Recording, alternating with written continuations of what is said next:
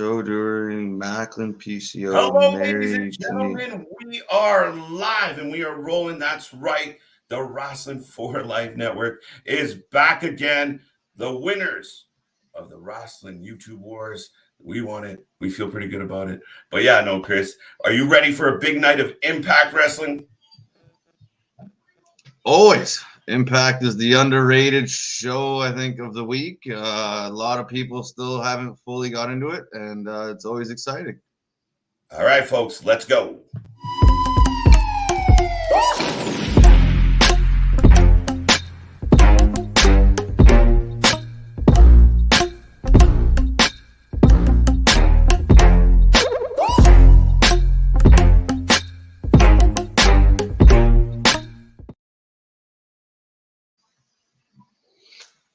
Hello, folks.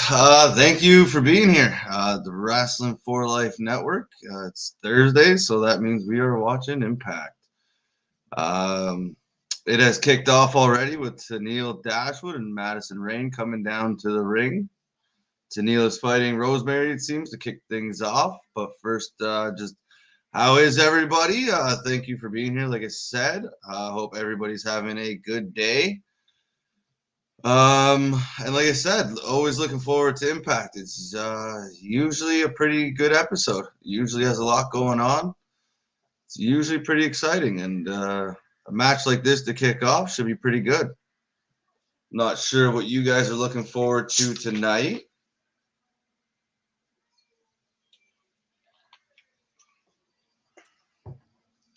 Hello, Melinda. Hello, Chris. Nice to see you. We are getting a very cool entrance from Rosemary of Decay.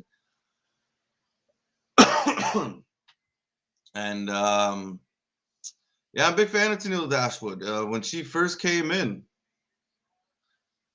to WWE and she was doing those matches with Paige, and then she moved up, and just one of those ones that kind of never understood why she could never get over or get that push that you wanted, or that I wanted her to see, because I think she's talented in the ring. She might not be the best on the mic, but I think she's pretty good. And to see her go over to Impact, and she's had a few, she disappeared there for a little bit, but she's had a couple good pushes, and right now she's on a good roll with Madison Rayne.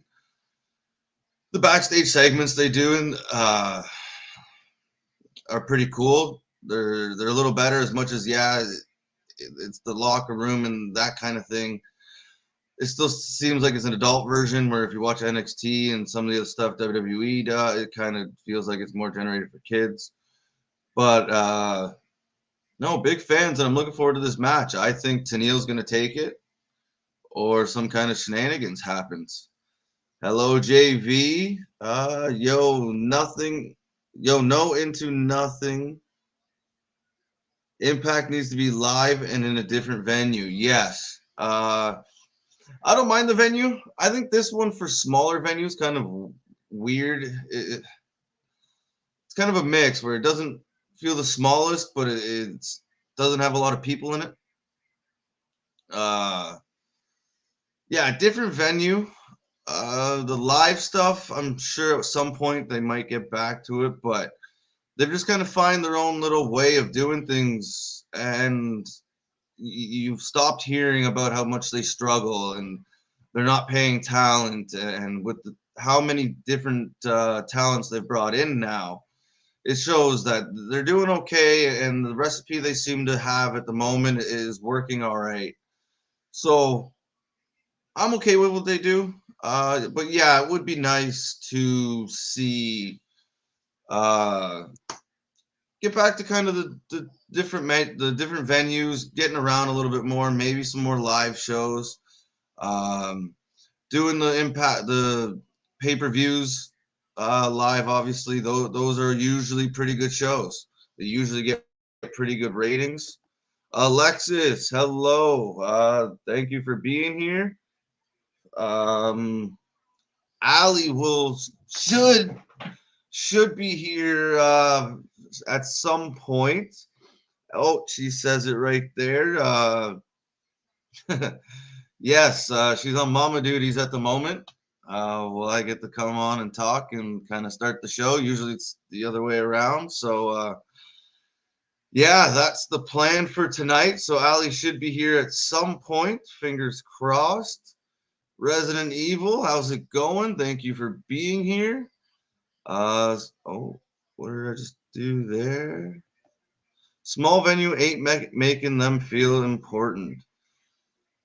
No, but I think with their past, I think they're trying the slow and steady kind of thing where they'll eventually hopefully get back to the bigger venues and the more fans, but just because of the way they were, how deep in the hole they were, um, I think they got to work their way back up, and I think at some point they will get there. But for now, yeah, I understand what you're saying. Melinda says, "Hey, resident." Resident says, "Hey, Melinda."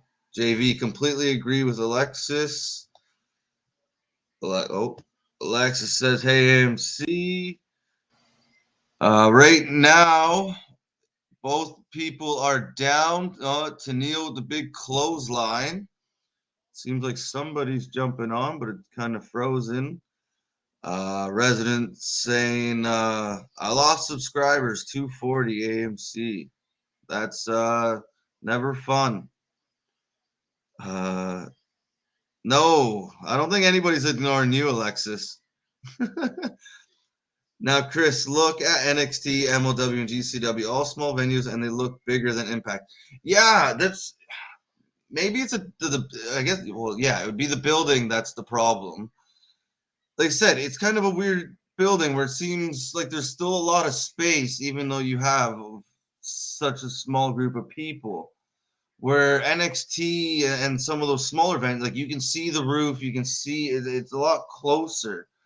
So I think if they got into like a smaller arena, like GCW, or found a smaller theater, or like what NXT's in, kind of thing, like like I said, it's kind of like a bigger building, just the way it's cut up or sectioned off, it just you lose a lot of the crowd noise, and it doesn't really feel like when I went to a House of Hardcore show. It was at just an old arena in Toronto there, and it was so cool just because everything just seemed so close. It seemed so loud. But it was only I don't even think there was 1,000 people there, maybe 1,000, but it had that smaller feel, like, and it was such a good time, and you can hear the fans, and it just makes it so much better when you can. Doing good, bro. I just back in shower in the mornings. My hands dirty, face clean up. That's always good to have showers and be clean. Hygiene is very important, especially coming around to the summertime. Rosemary has Tennille Dashwood in a choke or in a submission in the middle of the ring. I'm gonna leave if AMC Alexa's calling you out. You better say hi. She's getting a little sad or upset that you're not acknowledging her. GCW used to be small, but that big payday around the world helped them. Well, just what they're doing right now, they have to be doing pretty well financially. They're running like they're going for the record of like most pay-per-views or most premium live events or whatever you want to call them at this point. In the world of any wrestling promotion ever, there's usually like 2 to 4 pay-per-view. Like WrestleMania weekend was nuts. There was like 6 of them. But it's almost every week there's at least 1 or 2, and it's crazy as a fan to see that this much availability to this much wrestling is, I think, never before. Rosemary in the pin, and she beats Tennille. There we go. Madison Rayne comes in and is attacking her after the bell. I believe Madison got involved there a little bit, and it kind of screwed things up. But Rosemary got kind of the roll up with the bridge, the back bridge, and now here comes Taya. Taya's coming to help, not very quickly though. Kind of a slow run, slow jog. GCW, yeah, read that one. It's their crowd layout, I feel. Yeah, like I said, whether it's the way they're sectioning it off or laying out the crowd or I don't know. It's something about the building. It's not the ring. Maybe it's microphones. I'm not too sure. Um, but other than that, like they got the stage. Like it feels like it still feels bigger than Ring of Honor ever did. Maybe I'm wrong there, but it still to me feels bigger than the GCW shows, production wise and the look of it. Now, if you're comparing them on like fan noise and the actual feel of the show, the others may kind of get over just a little bit more because, like we said, just the noise of it and just the feelings you get and the interactions from the fans, where Impact kind of lacks it. People say Scott D'Amore was smart for saving money to buy more professional wrestlers like Mia Yim. Well, Mia Yim is talented, is a very talented lady. I'm a big fan of hers. So, yeah, she's not the only one he's brought in. There's been quite a few. We're getting a standoff, it looks like, between Rosemary and Taya. It's pretty cool. Oh, man, you know my experience small venues with a small crowd at an indie show depends where it can be amazing. Damn, Chris, you missed the matchup between CJ and myself. Yeah, I must have. Was that last night? I was clicking in once in a while, and I did see that you got a timeout there in the penalty box, which I don't know if I was the referee on that one. It might have been a little unjustified, but that might have been KJ just having a little fun.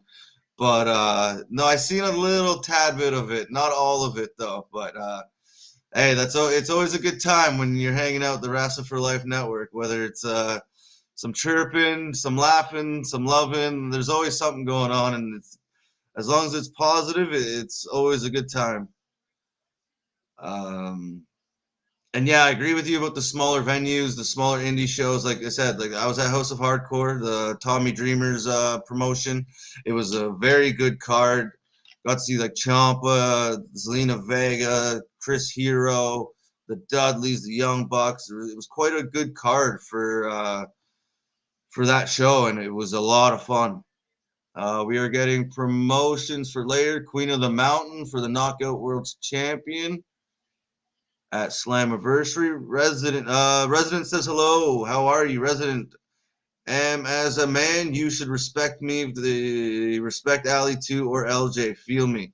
Hey, respect them all. Like I said, nothing but love and positivity here, and there's no need to start hating on each other. We are watching wrestling, so yeah, it's usually we look to try and have the best time possible. And to our females, yes, always be very respectful. Resident AMC, if you can't respect me, Resident, then don't ever come back. Ooh.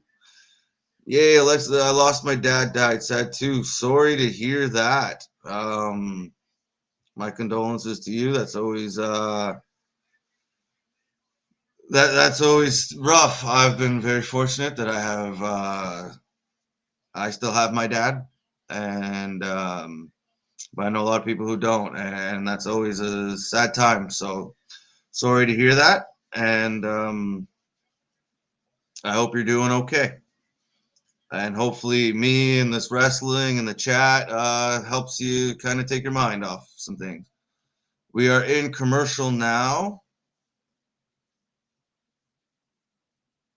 And let's see. Chris, do you think if Impact Wrestling went back to Paramount, former Spike TV, their ratings would get better? I think, well, that's tough because I'm never very good at like predicting things like that. You never know what's going to happen, what kind of time slot they get, how that channel's doing. I think, yes, if they did have a better or more named TV deal at the moment, it would be better. They would probably get more ratings because I think their show is really good. Not always, but I think for the most part they do a pretty good job of making it entertaining 2 hours every Thursday. There's a lot of times at the end of the week where I enjoy Impact more than I like SmackDown, Impact, Rampage. Usually Dynamite, there was a few weeks there where it was like Dynamite was the only one really getting higher rating for me. So no, I think yes, if they did obviously get a little bit bigger of a spotlight or a little better of a channel or some better backing, yes, it's very possible. Like I said, they just might be waiting. I'm not sure how long this deal is that they have now. So they just might like slow and steady kind of thing instead of before where they were trying to do so much and it wasn't just Dixie Carter and there's been different owners and it's never really gone that successful. Where lately, the last little bit here, I feel like they've been on a consistent little grind and it's going well. If you ask me, their pay-per-views are good, their shows are good. And they're bringing in wrestlers and they're getting commercials, they're getting sponsors, they're doing bigger things, they're working with other promotions. So they wouldn't be doing all of this stuff if things weren't going that well. JV says, dude, you want to talk about card? Quickly look above all 4 and 6 from the Ace Arena in Union City, New Jersey. Okay, I will try and do that next commercial. I think this commercial is about to end. Hassan, hello. How you doing? Thank you for being here. Hope you're having a lovely day. Enjoying some wrestling now. Getting to exercise strong muscle. Exercise is good. You know, Alexis, make a valid point. Access TV sucks. I was wishing Disney to buy them out, and put them on Friday night ESPN. Well, the big rumor for the last little bit. Excuse me.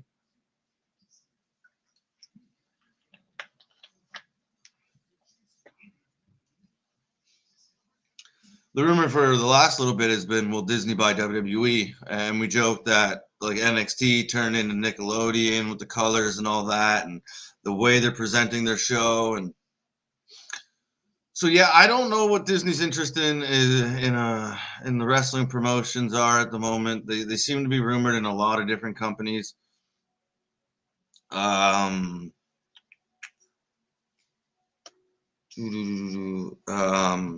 No, that's yeah, and they were just a victim of their own self, where they kind of screwed things up. Spike changed, all that happened. Nobody really, because of the mess of the ownership and the management and the way things were going, the whole Vince Russo stuff. If you haven't heard that story, Jim Cornette's a good one to listen to on that, where Vince Russo was actually like calling to certain like what was the one Pop TV, I think, like was bought them or like was gonna put them on and they did for a little bit, but Vince Russo was kind of the reason it all got screwed up and they backed out of their deal, and then he did it again. I think it was Destination America or something like that. So he apparently had a lot to do with pissing off a lot of different networks, and then ownership of TNA actually lied and was trying to pretend that he wasn't involved, and then he was involved. And so the fact that they're back on Access and they're just kind of floating along here is, like I said, it might not be a bad thing. Like I said, slow and work your way back up. And certain networks, and holy moly, we're getting some wind at the moment. You might have to build the trust up around you. So that's that just might be a case of where they're at. Alexis, don't get me wrong, Chris. Impact Wrestling is very underrated and have amazing fan base, but they deserve more.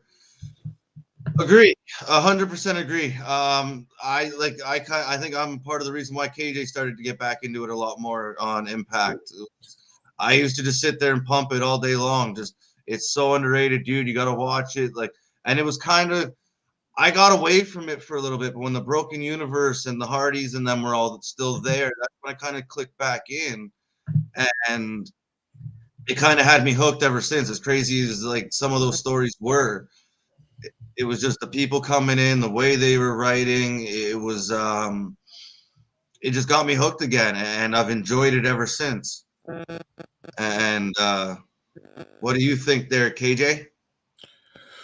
You know what? It's grown on me. I mean, I think, and I said this before on the stream, like when I first started doing the streams, and I was like, oh, I don't want to do Thursday nights, and I still don't do Thursday nights, but I do watch Impact at this point, and people talk about AEW and how much they capitalized on the releases of WWE and how many free agents went over there, but quietly impacted the same thing. They started stacking talented guys. It really started just evolving and growing. Not the highest production value, and I think that's why sometimes people tune in and they're like, oh shit, I don't want to watch this. There's like 50 people cheering, but overall the wrestling's solid. The wrestling's good. So I like it. I mean, I like a lot of the characters there as well. So not bad.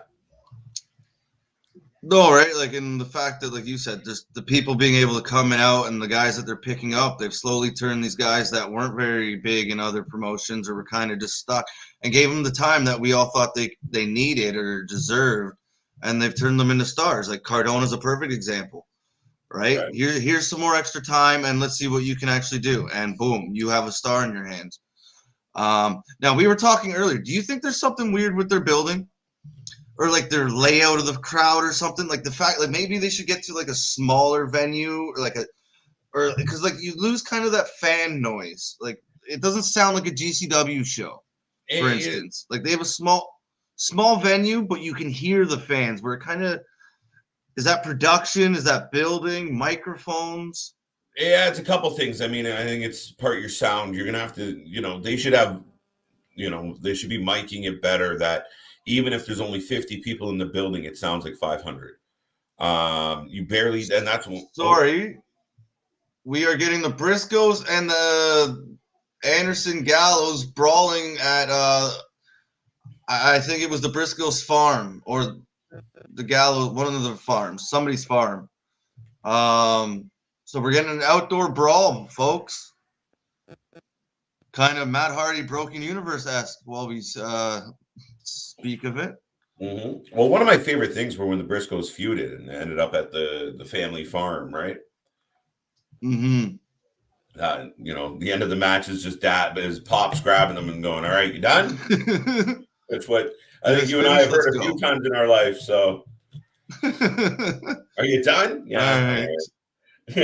Pizza or wings, bud? What do you want to do? Fucking hell, but right. This is good though. Oh, that was a little dramatic. Oh, Papa Briscoe. All the Briscoes involved. I always get their names mixed up with the middle one there, grabbing a. I don't know what you'd call those. The one looked like a shell, 2 sticks. The one looked like it had a knife on the end. Oh, Jay? Yeah. It was one of them. It's like the Usos. It's one of them. Well, to me, I don't know. Yeah. That makes sense. I hate COVID everywhere. You like mussels? No. Sure. No. I do. Yeah, Pop TV and Pursuit TV. I must have missed that. We were talking about the Vince Russo, how he kind of screwed up some of the TV deals and pissed off the networks for TNA and Dixie Carter, or I'm not sure if it was Dixie at that moment, but because he was calling ahead saying it was actually me and I don't work, and it was stuff, and he wasn't even supposed to be involved at certain points, and yeah, it was. I said Jim Cornette was a good one to go listen to if you haven't heard that story. Let me think. He tells it very colorfully. Oh, he does. He's a good storyteller, and I mean some of that stuff, especially because his hatred. He's so passionate about his hatred. But if I think for a moment, so I'm not being hasty, I think Vince Russo is like neck and neck with Ryback for like who my pieces of shit in wrestling are. So Yeah. yeah, Mhm. so I mean, yeah, he fucked up a lot of different things. I don't understand. I mean, there's a lot of good, hardworking people out there trying to make themselves good, and this putz failed himself upward the whole fucking way. It's insane. Yeah, like Yes. yeah, and even the things like he's done since he's left wrestling, like he's just yeah, he's not a very good dude by the sounds of it, especially if you work with him. It doesn't sound fun. No. I couldn't I couldn't take him seriously as the boss. Like I couldn't be like, hey Vince, like I have a question. Yeah, bro. Yeah, bro. Yeah, Well, that's the funny part about listening to Cornette, and I'm like, I can't picture Cornette and him having a conversation without In the Cornette same going, "What room, the f- is wrong with like just not leaning off and smacking him?" Like, right? Like, shut the and it's fuck. not even just like even him and Bruce. Like Bruce is, I think, a Texan boy. Like, Mm-hmm. how do you two? But they're like best friends apparently. Like their wives Well, are best friends, and well, and I mean the good well, thing that about explains. Bruce is jellyfish, so he can take the shape of just about anything. So I'm Mm-hmm. just picking on everybody tonight. Um, what was the Bray Wyatt update? I have no idea. Or I that haven't your seen nothing. or I've your kind of update lacked on partner? the news. There's no news. I haven't heard anything new about Oh, Bray. Um, I heard like, well, see, this is where you wonder, like, is he about to show up somewhere? Because the all of a sudden the negative stories about him are starting to come out, or starting to leak again. He was the well, Fiend was yeah, a that was detriment. Well, fuck. that's what I was about to say. Was that's the only story I've really heard the last like day or so is like negative stories, and I'm like, eh. So yeah, maybe that's WWE just like, hey, he's a piece of shit before he signs in AEW because they know he's going. Yeah. I don't know, but how do you say the Fiend was a detriment Well, I mean, in if any it, kind of the way? well, I mean, because a lot of people found the Fiend, the red lights, the over the top bullshit ridiculous. And you know what? It's funny. And now I think someone like Cornette, will be an exception.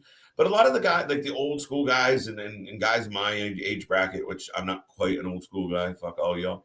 But it's like you forget the dumb shit that used to happen, right? Like the Undertaker stuff. Like if I feel like if the Undertaker was in his prime right now, there'd be guys like Cornette or some of the critics going, "Oh, it's stupid, it's silly, it's unbelievable." Wait a minute, it was some of the best wrestling shit ever.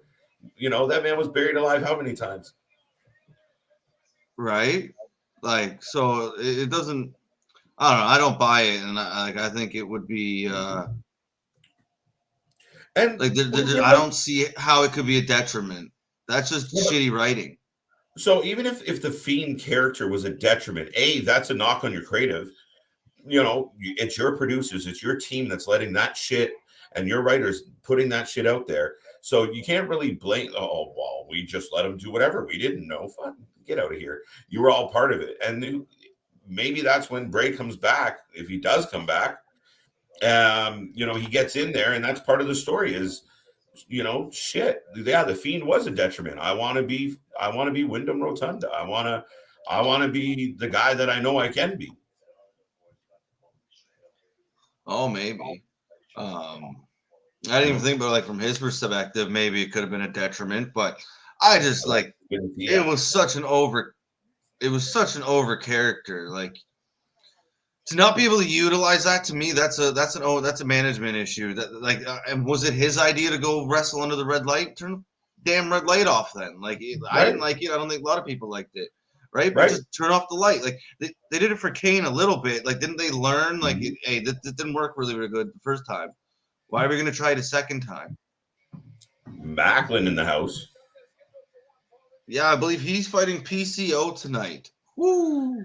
I completely forgot he was one of Corbin's knights for a little bit. Completely forgot that. Corbin's Knights.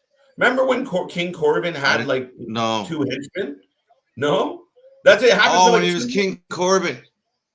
it happened Yeah, for when he like was King Corbin. Yeah, I do. Macklin and Murphy's old partner. I thought. Yeah, no idea.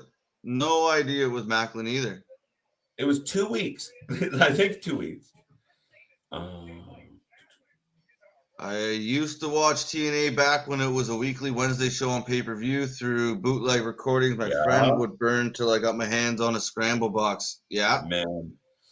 Yeah, they did Yeah. that for a little bit. The Canadian Frankenstein. PCO is alive and here.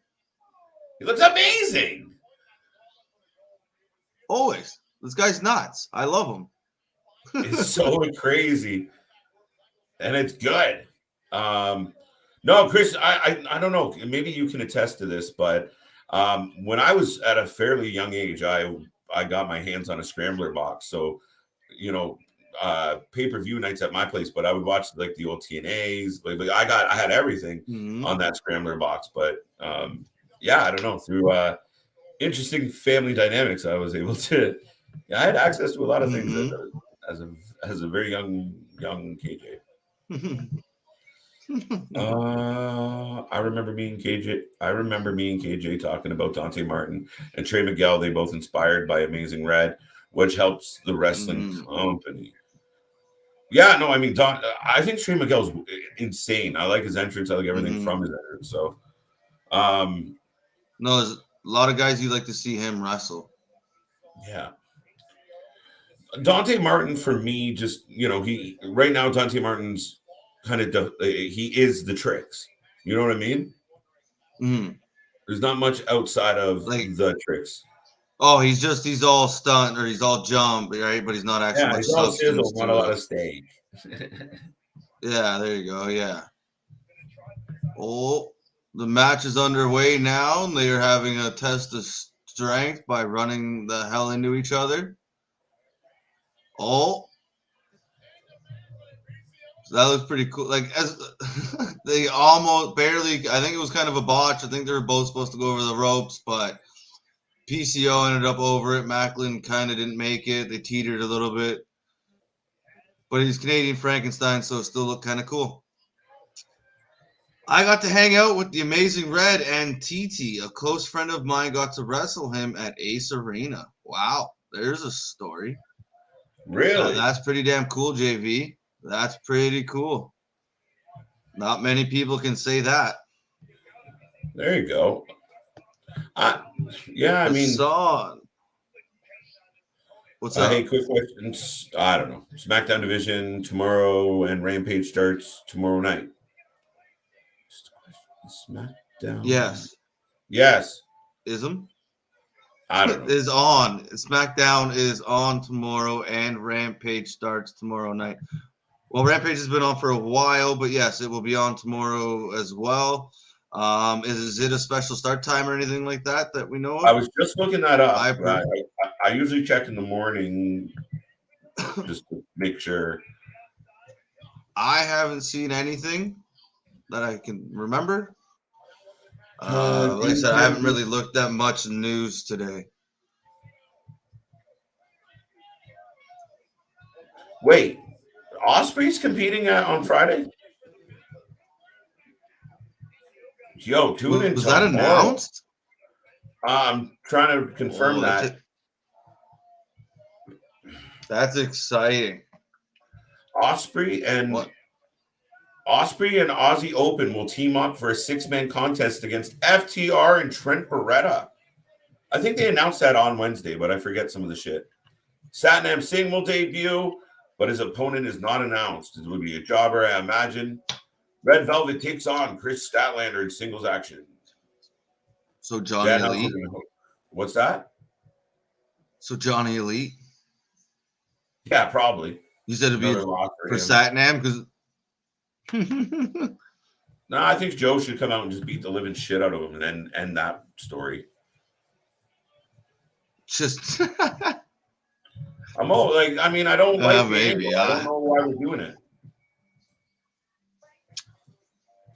I don't know. Yeah, I'd like something better to go on, but whatever. Like, one way to do it. It's back at regular time this next week, so. Oh, okay. So it's 2 weeks in a row, I believe. Yes, Osprey.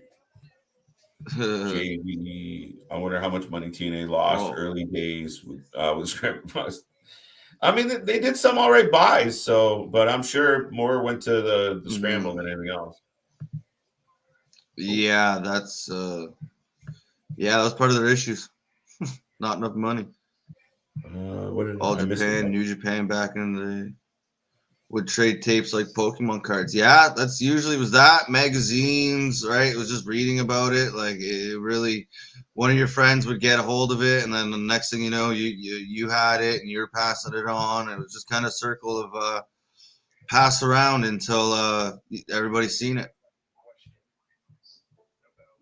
All right. No, yeah. KJ, I miss. I sorry, used go to. on. Sorry, I used to go to the store and you could, because wrestling was wrestling. They were like when to rent you could get like 3 or 4 wrestling tapes for like $2-3. And they were always cheaper than like getting a movie. But I would just like literally like not the Royal Rumbles, the Survivor Series, just and just binge watch them. No. No. Sorry, I interrupted you on this. No. KJ, my favorite Scott moment in Impact Wrestling was when Scott fought hard against Don Callis. Yeah, no. My favorite Scott moment, assuming it's either my favorite Scott moment, so either when he fought hard against Steiner, Don Hall, D'Amore. I mean, Callis has had a good run there. Scott D'Amore's been good. What do you think about Scott D'Amore? I think he's done all right. He's been pretty good, and like I said, what they're doing now, they're at least a consistent show that you can look forward to. That's entertaining and. Right, that's my thing. It's not this crazy stuff. You're not hearing stories about them not paying people or bills not being paid or management fighting or anything like that. Like it's been a pretty quiet, consistent time for Impact, and it's really nice to see.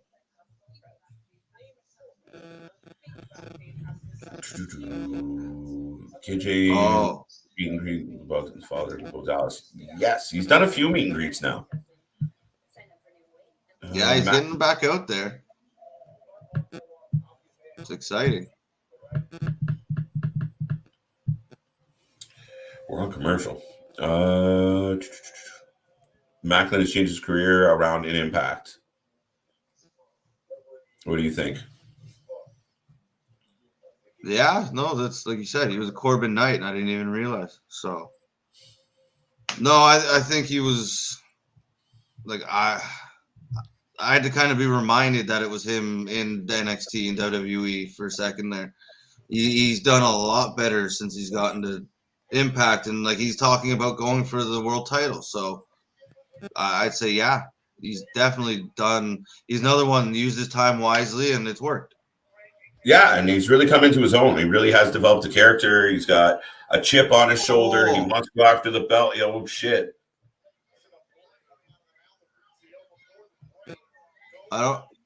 Is that PCO bleeding? I think so. It looks like it. Blood on Macklin, but he just finished biting him, so it looked really cool. Because he turned, and that was the first time I seen him. He has all this blood, and I'm like, was that from Macklin? Did he just bite a chunk out of his forehead? Right? No, he didn't.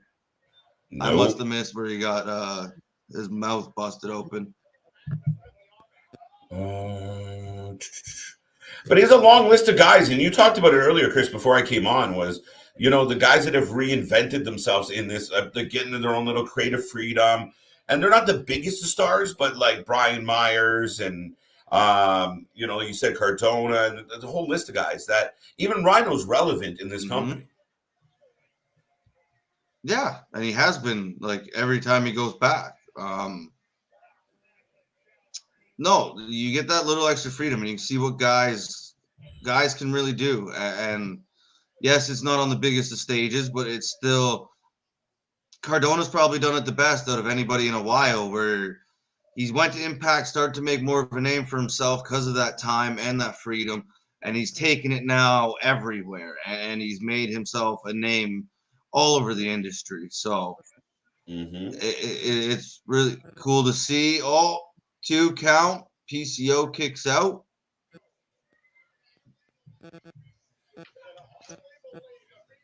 And where are we now? Next one, KJ. One thing, kind of echoes what Nick said. So Alexis and Nick are on the same page. Yeah, and I think Cass is part of the catch and release program in the WWE, and he's got better. He looks better. He's healthier. He may be back in the WWE sooner than later. I think so. And who was I talking to about? Was it? I can't remember. But could you see Morrissey being a viable threat to Roman with how he looks, how he carries himself, how he's doing right now? Or at least be a challenger? Yes, I think he would need a heater unless he's going to be a heel. I don't know. But I don't mind him on the. You think he could be a babyface? I think he's gotten a lot better on the mic, and to me, we've talked about this. We've talked about this before. I'm a big fan of I don't give a shit. Like, just let them go talk. Like, some of the best things to look up on YouTube when you look up old promos, almost everyone includes, and you already know where I'm going because I've already said it before. That's a bad example. Psycho Sid, right? Like, Psycho Sid is the best example of just let guys go talk, and if shit happens, shit happens. Like, you're a live entertainment show. Like, why not? Right? Like, most guys nowadays are pretty good. Are they all? No. But how do they get better if you don't let them do it? Amen. I mean, they're supposed to have a training facility where they produce these amazing talkers, but that remains to be seen. They produce a lot of bad script writers, that's for sure, or readers, that's for sure. But yeah, Chris, I mean, they Big Cass, I mean, he's got a lot of upside, and I think if you do it right, but I feel like the WWE can't help but be the WWE, and they'd have Big Cass show up and kick one of the baby faces square in the face, and that's where they'll go with him. But we'll see. Oh, I'm fine with that, but I think he's also one that you can't. I don't think. That was the problem with him before. Like, as much as Enzo would fly around and he seemed very natural on the mic, you could tell Cass was always talking from a script. So if you give him that script again, it might end up just sucking again. Right. I have number 4 up right now. Moxley, Lee, Brody Lee, Drake, Younger, Ricochet, Dickinson, Swan. Yeah. Martinez, Tina, that's a hell of a card. Danielson, Bobby Fish. That's quite a card there, JV. I'm gonna look up number 6 now. Well, I still have KJ here. There you go. What else you got?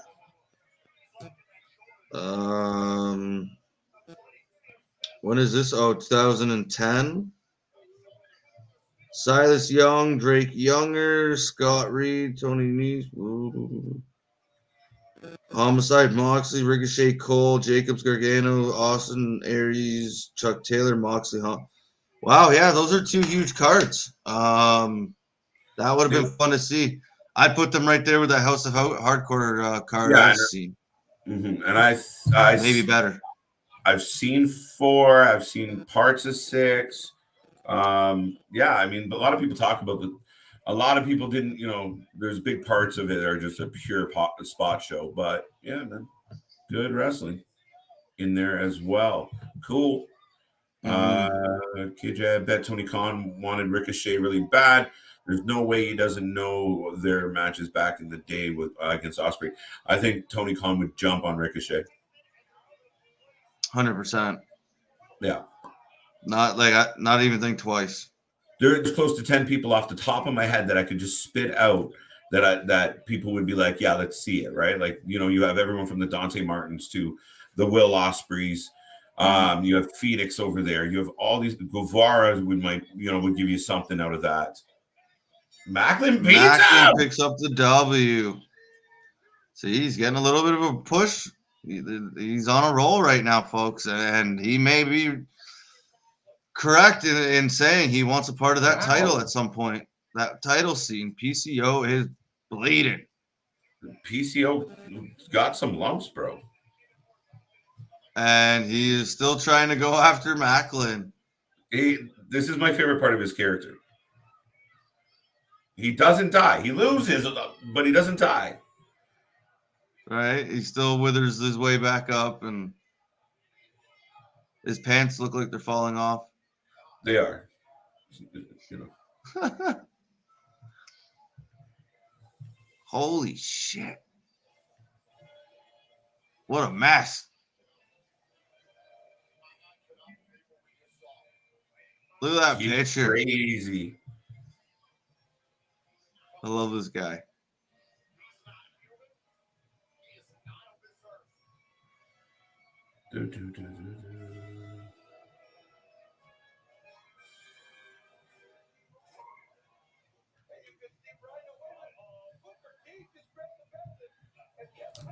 Boom.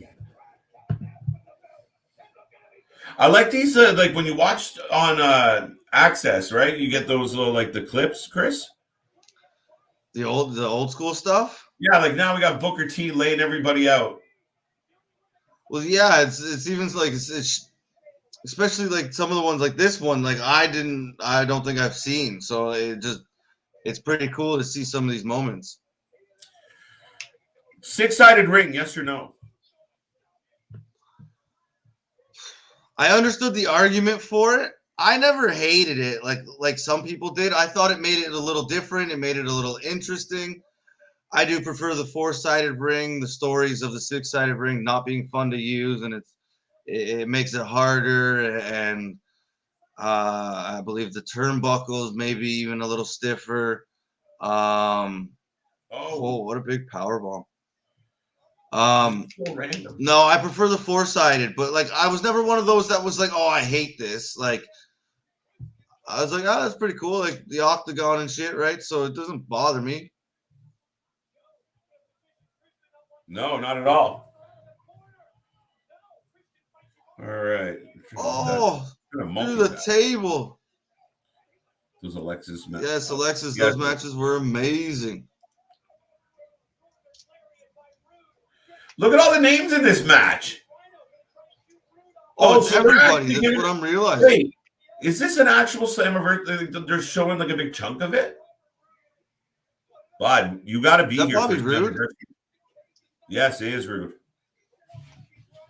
Look at a young Bobby. Still got baby fat on him. Yeah. Speaking of baby fat, there's Joe.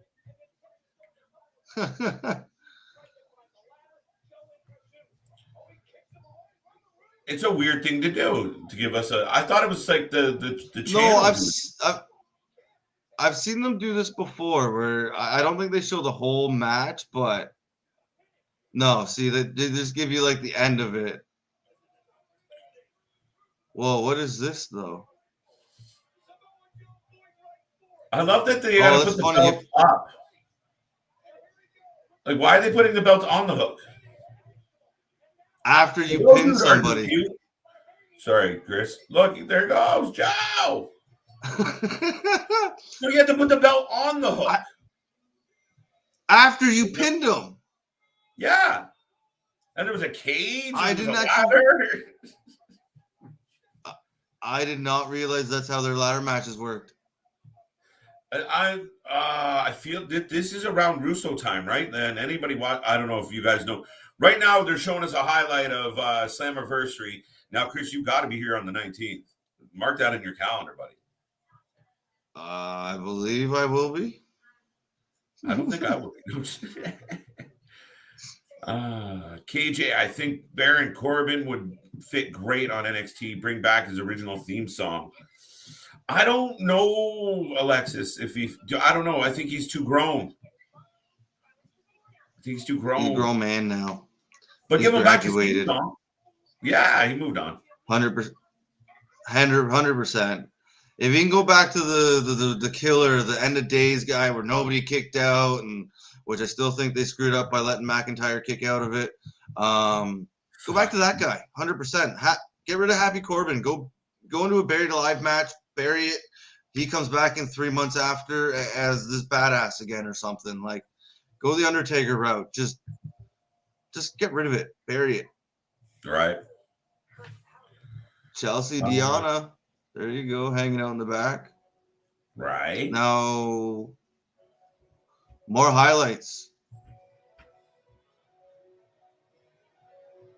Damn. A lot of promos tonight, or like packages. Man, I remember those days after a nice show, after the crowd went dead, trying to shake down the promoter for your pay just to find out he left way before you had a chance to confront him. That sucks. And I'm sure that happens all the time. Yeah, lots of stories like that, Chris. Oh, yeah. No, it doesn't surprise me, right? Like, even like, go back to, you can go Paul Heyman at ECW, just look at like some of the things he did, right? Like, the one story, what was it? He's telling Bubba about a FedEx package that he sent. Or the check was a certain FedEx number, and he gave him too many numbers, and he's like, well, and hung up. Like, right. And that was a pretty big promotion at that point. So, like, it doesn't surprise me the smaller ones, like some of the scams you get going, or some people think they can do whatever because you are a wrestler just trying to make it. So, yeah. And some of the stories about the wrestling school guys were the ones that made me laugh too, right? Like, there's some really good, like, guys would have wrestling schools and it would just be shit. And who was it? Actually, The Undertaker has a really good story about when he went to wrestling school and he ended up stealing the guy's dogs. Look up Undertaker on Joe Rogan. It's a hell of an interview. Yeah, he went back to the guy. Parts of it. Yeah, it was good, man. But yeah, I think that's an old standard story. But guys were bad for that, or like fake, and it's still happening where guys are opening schools and no shit. Yeah, you go hang out for a week pretty much. Yeah, I do. I'm happy that he's returning. Are you pumped that he's returning?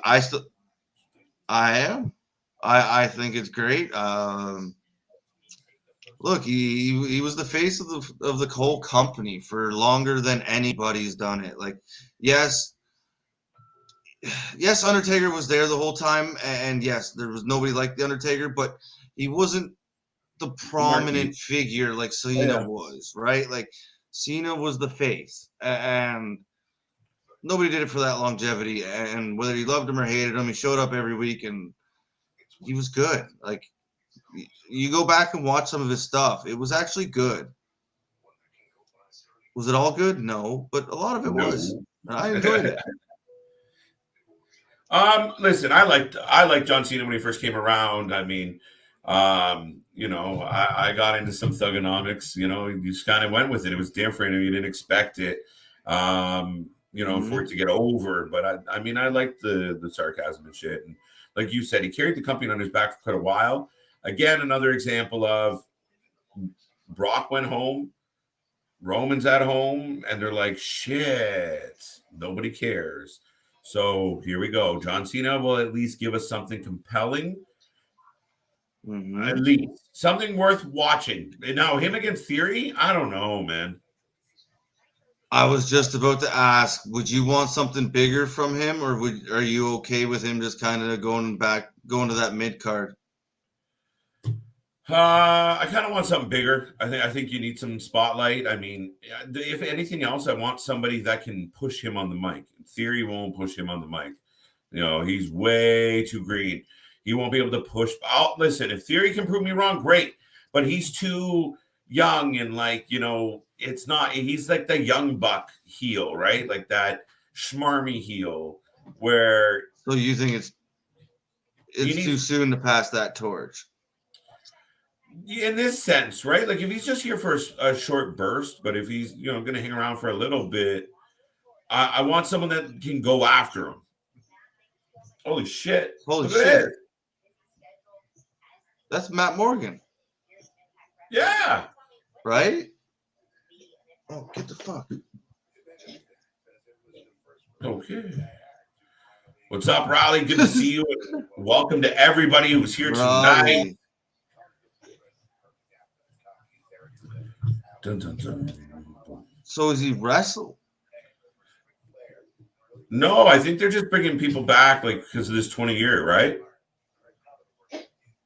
And I think you're going to see some old school Impact people getting pulled into this.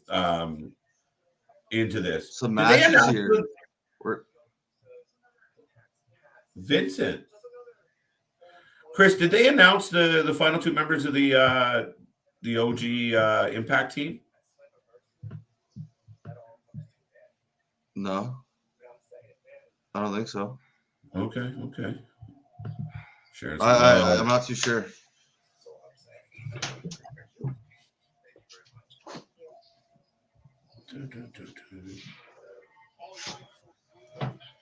Oh. Tennille Dashwood, one of my favorite women in Impact. Taya, great too. I hated the 6 rope ring. Prefer 4-side ring myself. Yeah, like I said, I prefer the 4, but I was never one of the like. It didn't bug me really. Like it just like I said, I think that's kind of why I like New Japan. It's just I've never been. You see WWE the same thing every week: the 4-sided ring, the 2 people, the 4 people, whatever the hell they're doing. You see the same thing every week. And even if you did see other shows like New Japan, it's still that 4. So it was just that one little that was different.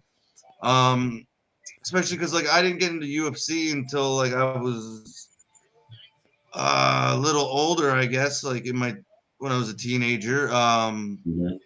So like just seeing it was just a different kind of thing. It was like when I first seen ECW, for instance, like I fell in love instantly because instead of just that like generic kind of wrestling you'd get at WCW and WWE, you were just getting 35 chairs thrown into the ring on top of Terry Funk or no Mick Foley or whoever the hell it was, right? Like you had all these tables set up on top of each other, people jumping like office shit. Like it was a different way of wrestling, so it was just like, oh, what is this? And it kind of made me like it right away. Now I'm not saying I liked the 6-sided ring. I just didn't hate it. It was different. I liked it. I liked it at times, especially for things like the X Division. When you had like a triple threat X Division match or something like that, and the guys, some of the real fast high flyers had truly figured out okay, you just had misdirection. You had shit flying everywhere. It looked like marbles. I didn't hate it. I really didn't. And again, if it's different, as long as what's happening in those ropes, I don't care if they fight in an actual circle. And we talked about no, that's what I mean. Sorry, Chris. I was just going to say we talked about that like Bloodsport, right? I was just that's what I was about to say, right? Like we watched Bloodsport and we're like, this is pretty cool, and it has no ropes. Yeah. To me, I'm like, make this the future of wrestling.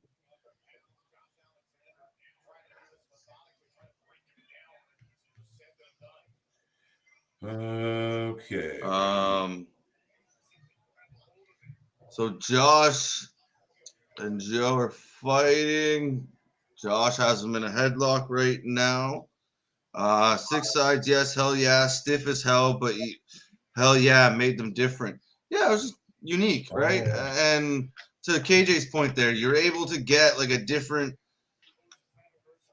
take on your standard matches that you see all the time, right? Like a triple threat was now a little different, and they could come from different angles and execute it in different ways, even their cages and stuff, or right, like that one moment who did it, where he walks right along the 6 sides, and he walked across the one and then did the Hurricane Rana on the other side. It was one of the coolest things I've ever seen. Shit, was that AJ on Christopher Daniels? I have a feeling it was on Christopher Daniels. I don't think it was AJ though. It's a classic moment.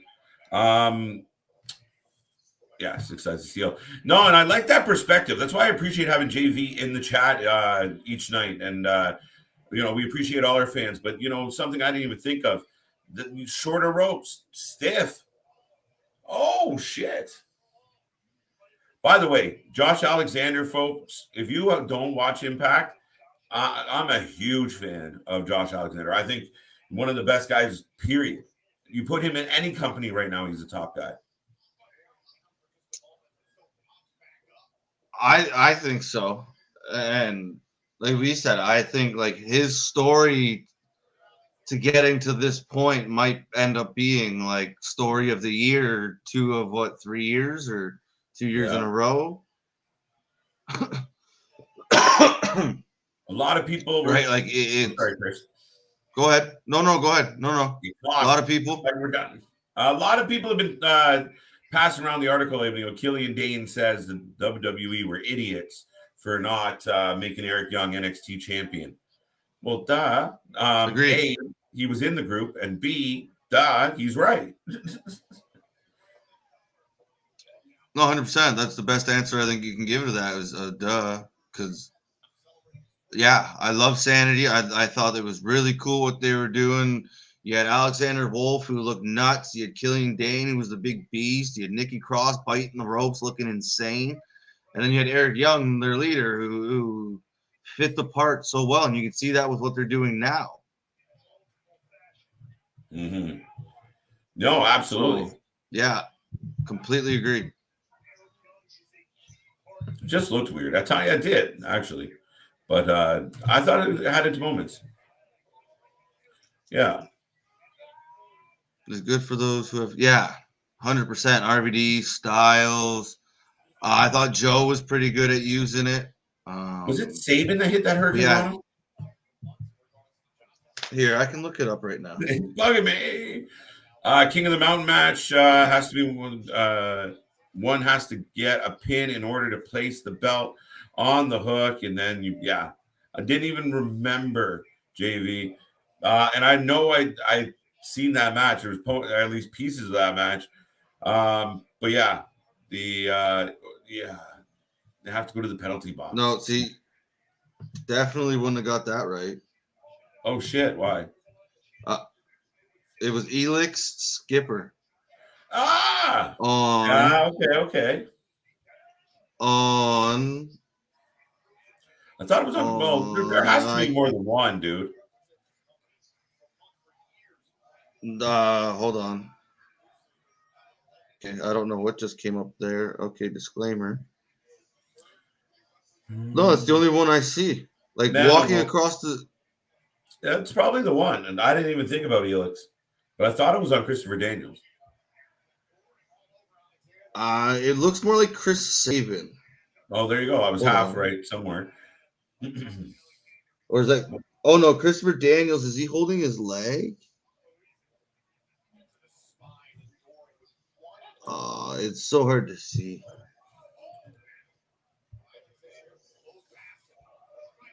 All right. Well, I think. Yeah. Anyways, I think Christopher Daniels is in the ring. It's not on him. It's somebody with hair. I can't see. The one thing I could see there was some dude doing an interview named Chris Harris or something. So maybe it was on him. Oh.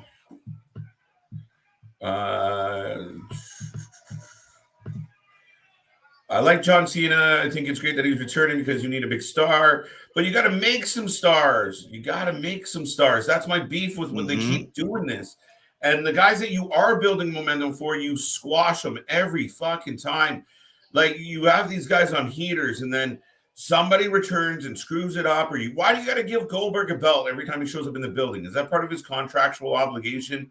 He's going to get the strap every time he comes back. And I know it's not every single time. Fans don't have to jump on it. But, yeah, it's just I'm happy. John Cena's going to be newsworthy. He's going to be buzzworthy. Give him a good angle. I don't know if theory is the right thing, but that's probably what they're going to do because they need to pass the torch. And again, like everything else at the WWE, it just lacks kind of feeling, but we'll see how it goes. DQ!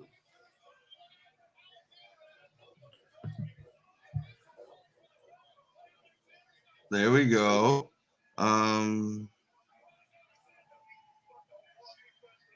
Yeah, Elix. Okay, yeah. So it was There you go. Nice. JV with the fact checking. I couldn't see him, and then it said Chris Harris talking about the thing. So like I could, but I couldn't see. I don't know. I was working on memory. I was completely wrong. Drugs are I bad. think Daniels is holding his leg, so I think he was part of it. Triple X versus America. Yeah, that's right. I like this angle, Chris. I haven't watched Impact in a couple weeks. I like this angle.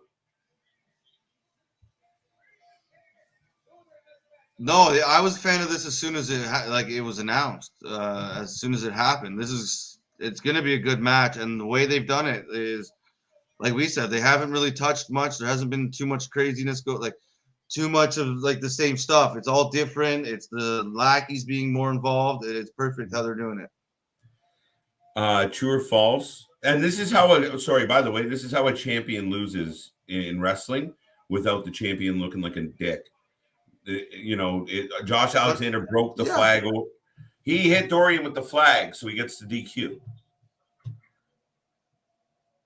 Yeah, like that's right. He loses, but you don't even realize he lost really after it, right? Because you're just so focused on what's happening after, because it makes logical sense. It's not just ending the match for the sake of ending a match.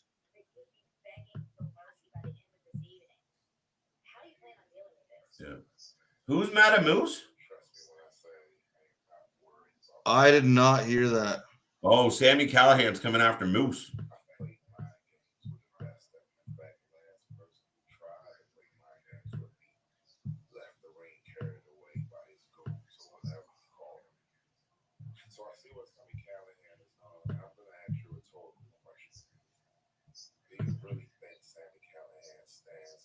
Promotion side.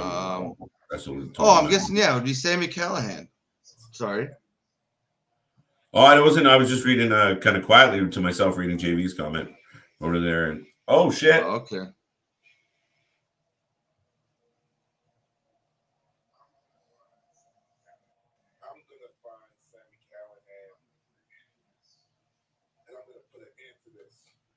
But I don't know. I think they got some really good, talented guys. Moose is talented as shit. There's a lot of guys that are compelling. Theory turns face after the feud. No, that's part of my calling it underrated, because usually, even if you go back to the last few pay-per-views, they have those. Everything that seems to hit the TV screen seems to have a point and a matter, and it counts for something. And there's stories that go along with it. And they usually come to a point at a pay-per-view. Sometimes they get continued through the pay-per-view. But they actually have kind of more story arcs and more story to what they're doing instead of WWE, where they just seem lost sometimes. Chris, we suck at this. All right, Chris, we suck at this. We need Ali to get on here because we're struggling. Let's see if we can catch up. Comments? Ladies and gentlemen, I just want to remind everybody we are the Wrasslin for Life Network. We are here 7 days a week. We will be back for doubleheader Friday, SmackDown and Rampage. Rampage looks stacked. SmackDown, I don't know what the hell's going on, but we'll find out. It's been an interesting week in wrestling. Lots of things going on. And then we are here on Saturday for Always Ready. That was kind of Matt Cardona's baby, but now Matt hurt himself. That's kind of heartbreaking for him. All the time, but how good, he shows up at GCW in the neck brace, and it was just so perfect. He's just killing it. And even, did you see they remind me of trial photos, or I don't even know how to explain it, but when he down the stairs and stuff, and he's laying there, and you see Chelsea like this, and just gold, just perfect, just amazing. So no, it's so unfortunate, but with how he's living his life, the way he's doing this is just amazing. I think everyone's dream match is MJF and Matt Cardona heel versus heel. I don't know about everyone. I don't know about everyone. I'd be down to see it. Name two people that have more heat right now than them. Oh, nobody. No, nobody. It's a good point, but that I can think of. But Yeah, no, I think just one of them would have to turn. Whether I think it'd be MJF at this point with like how he's been going. Well, I don't like heel versus heel. I'd rather like I can deal with face versus face because it's that respect, that like that camaraderie to see who's the better man in that moment, whatever. But heel versus heel, I've never really liked. Yeah, no, absolutely. Sorry, I got caught up reading the question as well. Um, when you think of the underrated X Division legends, you say low key, amazing red AJ Styles, but now you can say Trey Ace and Jordan Grace, especially her. Yeah, I mean, Jordan Grace made a huge impact on the X Division. You know her better than I do, buddy. No, she's a beast. Like, and no matter what she does, we've seen her in some of the other promotions show up, and it doesn't seem to matter what she does, whether she's wrestling the men, the women. She fits. She fits in, and sometimes she's the star of that match. So no, she is. I would love to see her uh, against a Charlotte, a Bianca. Like she's that athletic and that talented. Her versus Ivy or Ronda, I think, could be pretty cool. Don't make a face.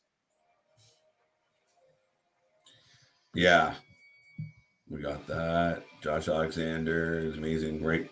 KJ Chris, outstanding. Where And Canadian bias, right? oh, but he deserves it. Where are we in the comments? Let me just find that for a second. I think I can start for you. Miro. KJ my dream match is Josh Alexander and Miro. Josh Alexander is Miro, Wardlow, Sammy Joe, or Samoa Joe, Sammy Joe, Samoa Joe, Jeff Cobbs, Dax Harwood, Keith Lee, and the list goes on. Yeah, Alexander can fight anybody because you can put him in there with like even like a guy like Phoenix, and he'll hang, he'll do it. He dominated that X division, that underrated X division we were talking about. So, but he plays the power game. So Josh Miro, sign me up, take my money. Cobb would be great. I mean, Joe's great with everybody. No, there's so many people you could put him in with. So, and it would be a good match. I'm good to go. I've got up to where we need to be. KJ's got he's gone for a minute. There you go. Holy crap. Oh yeah, Adam Cole versus Josh Alexander too. Oh, like I said, he's so talented, he's so good that you can put him in there with anybody, and it's gonna be a good match. I'd say 90% of the time. He gets it, even on the mic. Like he's really really good, and there's so many people you could put him in the ring with. Even him, Roman, him Osprey. Like there's so many, him Moxley, that you could just sell the house on just because it's going to be a good show no matter what. Skipper and Harris, yes, thank you for that. Like I said, the old YouTube video, him sitting on the cage, I couldn't see his face very well. Darby Allin versus Trey Miguel is a huge dream match. Yes, I've heard that one a lot. I would be a fan for that. I'd buy a ticket to see it. We're getting some New Japan promo stuff here. Ace Austin has now joined the new Bullet Club. Chris Harris, come on, yes. Chris Statlander versus Tasha Steelz. That'd be exciting. Unless, are you saying that's happening? Did I miss something? But no, that would be amazing. KJ, yes. JV.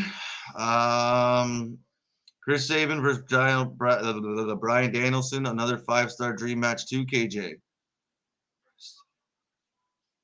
I'm guessing that one might have happened actually. I'd have to look into that, but yeah, that would definitely in today's like nowadays with the way wrestling is and how people are going from company to company, that could come up. But yeah, I'd have to look into whether or not they have actually fought before. I'm not too sure. You guys need me up there. I'm the historian guy. Of course, JV. We love the facts you keep spitting at us. Oh yeah, KJ Vince let Cena come to Impact Wrestling. I want him against Josh Alexander. Well, yeah, duh, that'd probably be number one. Him, Moose, Cena, Moose. There's a few on there that you'd love to see him go against. It was Triple X versus America's Most Wanted Turning Point. Yes. JV, do you remember Winter and Beautiful People feud in TNA? I don't remember that. Winter was the pirate dude's sister on SmackDown. Oh shit, really? I bet nobody remembers Zelina Vega in LAX. You might have me on that one there. I don't. I do not. I do not remember in LAX. I remember Conan and some other people, but no, I don't remember her being there. Paul Burchill. Alexis, yes, it was in LAX as Rosita. Ooh, that is very cool, actually. We are now getting Moose. Did he find Sammy? Yes, I think he did. Moose and Trey Miguel and Tasha Steeles. Yeah, yes. What's up, KJ and Chris? Tribal Chief, thank you for being here. Master Slamovich has grew insanely fast by being dominated. By being dominated or by being dominant? But yeah, she seems to be getting, every time I see her, I think she's usually winning and is looking good. I'll do one better. Remember Goldilocks and Eric Watts? Shit, no, I don't. KJ, you guys didn't go live yesterday about more WWE releases are coming soon rather than later. No, we'll probably be covering that. Our news, excuse me. Our news is on Saturdays, on the weekends. They're on the weekends, usually before noonish sometimes. So yeah, that's usually where we cover the news of the week, unless it's something extremely big. Then we'll usually try and jump on and give a little what's up to it. But no, it's on Saturday. Me, Ali, uh, Ali yourself, me, myself. Not sure exactly the whole plan just yet, but at some point we will be getting the news out. Yeah, we do the weekly news on Saturdays or Sundays. Yes, Gene, I do remember that. Defined Heat. Low Key is my friend Mike's uncle who got us in the door to some NYCs and NYC promotion and ECPW. We have a blackout on screen. We are going to commercial. Moose and Sammy were beating the hell out of each other. Jordan Grace and Chris Statlander is a huge dream match. There's another one.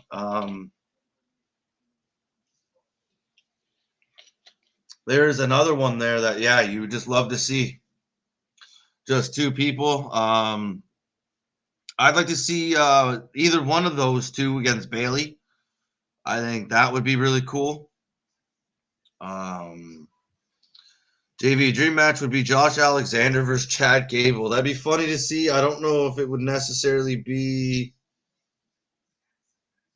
I don't know if it would necessarily be a dream match of mine, but it would be very, very cool to see just the whole style, the wrestling, the old school wrestling kind of gimmicks, and the way they are in the ring with each other, or in the ring. Yeah, no, I'd be down to see it. I don't know if I'd put it up there with the dream matches, but yes, definitely would be a cool thing to see. Yes, Chad Gable. Yes, Gene. Huge dream match. Chris, I meant dominant like Jade Cargill been doing. Yes, that's what I figured. That's what I figured you meant.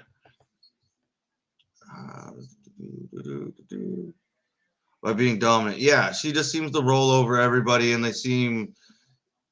Did we see her lose in GCW? Was it GCW?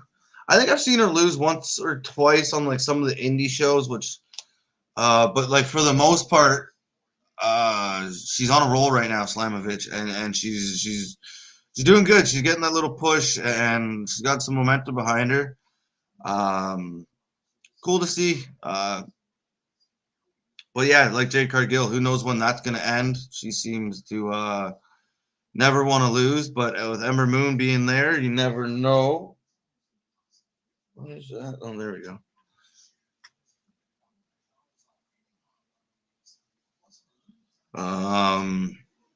So yeah, no, that's she's on a roll right now, and it's cool to see. I'm always a big fan of newer characters and kind of getting a little bit of a push. You're not seeing the same old stuff. We know that the ultimate dream match would be Josh Alexander versus. Yes, that was actually the that was actually my first thought was those two when you said Chad Gable. Was Kurt Angle.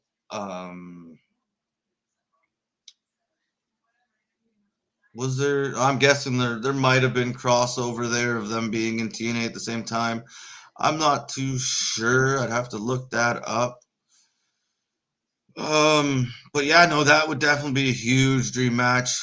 Like you said, to me, and I had KJ's point there a little earlier about you could put Josh Alexander in any promotion right now, and he should be in the main event scene. Um, so it there's a lot of people that you would love to see him. I was kind of when he was that free agent, and there was kind of whispers of where will he go, what will he do, and I part of me wanted and to see him go somewhere else, to see him get a little bit of new competition. But they've done really well in bringing people in and putting people around him, and like big fish, small pond. Maybe he's just happy where he is and didn't want to venture outside of it. So and all the power to him. I think it was a good choice, and he's doing really, really well. And there's so many people that are fans of him and love that story that he was in with Moose. Chris, I'm excited for Slammiversary. Hey, me as well. You heard KJ earlier. He say it's can't miss, and that's what a lot of their pay-per-views have been lately. So it's really, really, really cool. Matt Cardona is giving his title to Brian Myers.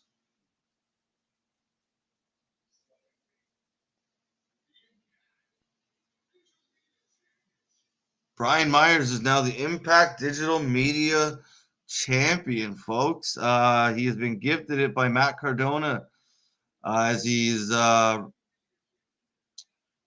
rehabbing that injury he has. I don't know if any of you seen the things from GCW pay-per-view. It was amazing, right? He tore his tricep. There's no need for the old school neck brace gimmick, but it was pulled off so perfectly. It was amazing. It was well done. And like I said, even though he's out, I think he's going to do a very good job. And there we go. We're getting the promotion for Slammiversary, June 19th. Tickets are on sale now. Nashville, Tennessee, usually a pretty good crowd. I love when the NHL goes there for the playoffs. It's a place that I want to go visit. So they're just giving you some matches: Queen of the Mountain, Chelsea Green, Deanna, Jordan Grace, Honor No More versus Impact Originals. They are still short 2 members. So to KJ's question earlier, no, KJ, they have not announced the final 2 members. We got Motor City Machine Guns. Oh, and it took it away before I could get the other guy. We got the Ultimate X. Ace Austin going to be defending. And then the Briscoes versus the Good Brothers. Nope, not a chance. Chris, do you remember when people wanted Stone Cold and TNA Impact? No, never. Like, obviously, yes. Like, there's a... When he... Because he's been retired for so long. I think everybody just wants him to show up anywhere. But I don't think it was anything ever serious. I never heard of anything. There was ever, like, any calls or any negotiating. I think the only place Stone Cold was ever going to be is in WWE. Now they're promoting some stuff for next week. We got Tasha Steelz, Savannah Evans, Jordan Grace, Mia Yim. That should be a good match. Briscoes versus Bay and Jay White, which I think might be Jay White's last we covered it in the news. It's either this week or next week's taping is Jay White's last time on Impact for the foreseeable future.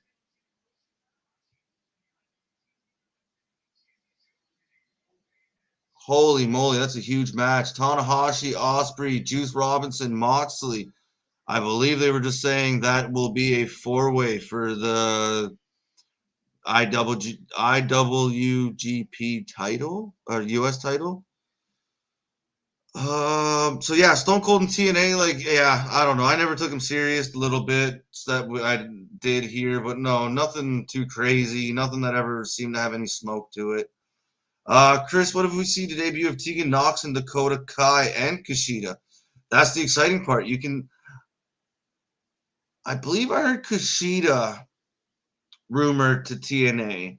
I haven't heard the other two, but like it wouldn't surprise me. And no matter where these people go, they're going to help especially the women. They're gonna help that division. Any women's division, I think they are both talented, and I think it would be really cool to see. I think it'd be really cool to see them in Impact. It would really give them a boost. But they already have a pretty good women's division, so I think it took a little bit of a hit with the inspiration. I don't know what that was. The inspiration leaving to go pursue movies and other things like that. Sorry, folks, right now my screen went black and I've kind of lost the screen. But Kushida, yeah, I'm not sure how he would fit in AEW. I think he could have some cool matches, but I think he'd be better suited probably going back to New Japan or probably Impact. Right, he left New Japan for a reason. I think he still kind of wants to make it in North America, but I believe I also did read that he does plan on going back at some point, if not right away, to New Japan. But you never know. Like, things always happen, and there's always money, right? So money gets involved, and you can see people show up anywhere. Sorry, folks, about that. Kind of looking away here. We are getting more old school promos. Kurt Angle, Joker, Sting. I was just fixing up my stuff there. We are all good to go. Chris, no, sorry, seen that one. Him in WWE would be interesting and worrisome. It's interesting how Ethan Page signed with AEW and never got both the North. But again, look at Ethan Page.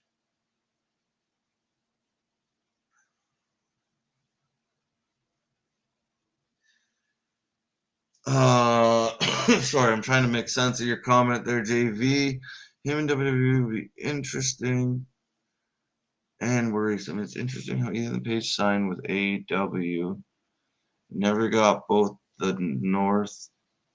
But again, look at Ethan Page. Yeah, I'm not sure what you mean by the North, but didn't get a chance.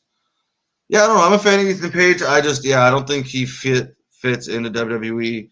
And yeah, well, everybody wanted Stone Cold. They still want Stone Cold, even at 55, 6 years old, whatever, somewhere up there, right? Like, he's Stone Cold Steve Austin. Why wouldn't anybody want him? And yeah, Shark Boy, yeah, that was funny. Alexis, I kind of agree with you.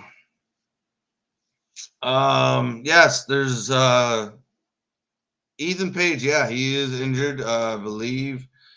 I think it was covered maybe in one of our newses. No, he's good. Ethan versus Sky will happen. Yeah, probably at some point. Yeah, I'm just not sure when. But we are back in commercial now. On top of that, oh, that's what you're talking.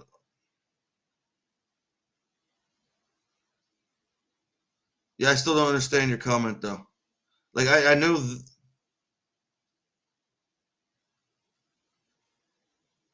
And are you talking about Josh Alexander in WWE? Well, yeah, anybody who was made somewhere else going to WWE is always worrisome.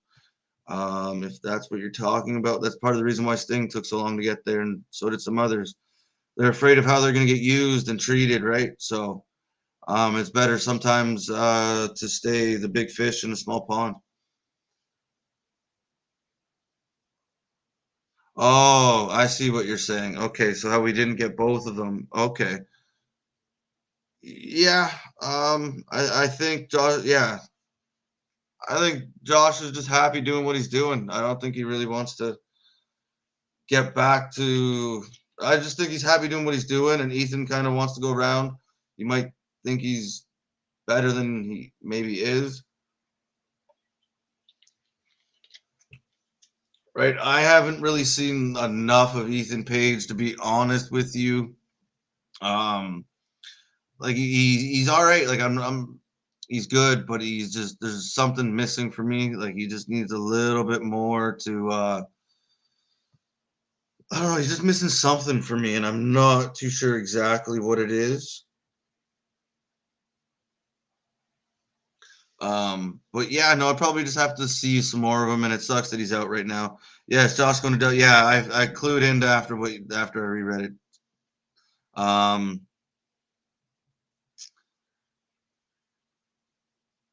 yeah. Um, Josh going there. I just think he may be one of those that goes in and fills us out. But at this point, as you've seen, they'd go there and they'd make him change his name. They'd make like he as good as he is, he's not AJ Styles. So it, at least if he went to AEW, he can keep what he's done. He's keep that name recognition, keep all of that, and still kind of play from his history. Where if he goes to WWE, who knows what they do with him? And that's the scary part. Like I said, that's why they kept. That's why Sting didn't go for so long. That's why others have kind of not gone.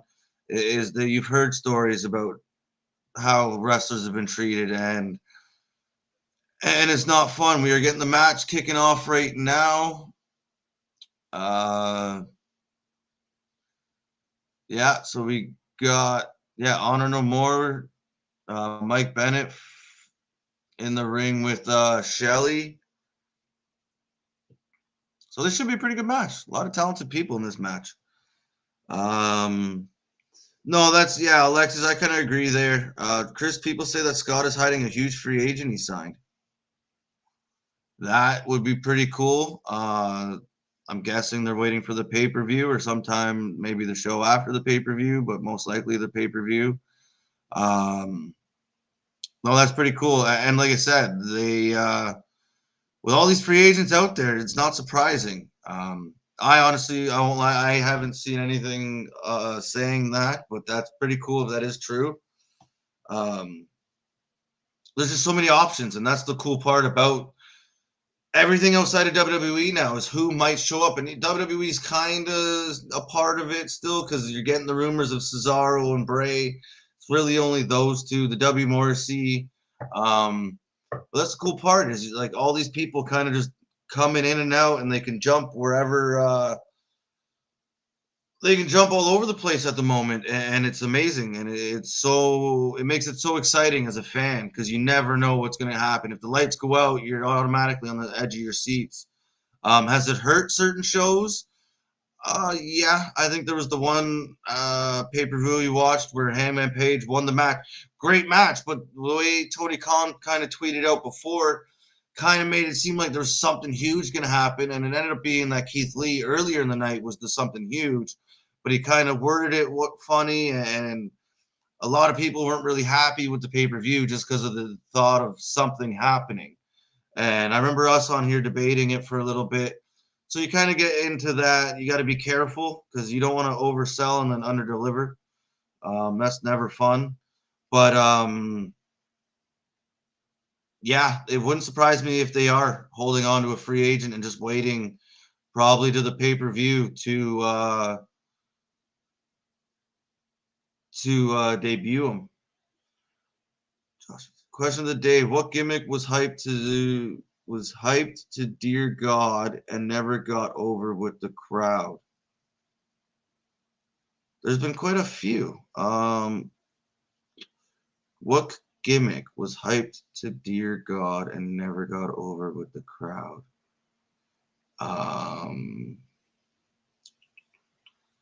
Put me on the spot. Thinking of it. I'll try and get back to that. Let me think for a few minutes. I would love to see Matt Cross in Impact. Yeah. Yeah, I think you'd fit. I think you'd be okay. I don't think he's the big free agent signing if that's what you're hoping for. If they're wording it like kind of like you just did, I think it'd be somebody bigger. But yeah, I'm surprised he hasn't popped up in more places because he is a pretty talented dude. So yeah, you never know. Like I said, you never know. Name a gimmick character that was hyped as hell and never got over with the crowd. Lex Luger is probably the first one that comes to my mind. 1 second, folks.